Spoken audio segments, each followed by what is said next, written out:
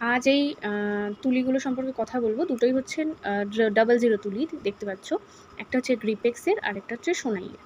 তো দুটো দিয়ে যদি দাগ টেনে দেখাই, তার আগে দেখে নাও মুখটা কেমন। দুটোর মুখটা কিন্তু দেখতেই পাচ্ছ।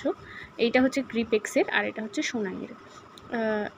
ডিফারেন্স বলতে এটা বেশ পয়েন্টেড, কিন্তু দেখতে পাচ্ছ এইখানটা বেশ সরু হয়েছে আর এখানটা কিন্তু অতটা পয়েন্টেড নয়, একটু ভোঁতা ধরনের। কিন্তু তাও দেখা যাক, দেখেই তো বিচার করা উচিত নয়, কাজটাও দেখতে হবে। এটা হচ্ছে কিন্তু আমি গ্রিপেক্সের তুলিটা 00 তুলিটা দিয়ে একটা লাইন টেনে দেখাচ্ছি। এবার আমি এই সোনাইয়ের 00 তুলিটা দিয়ে লাইনটা টেনে দেখাবো।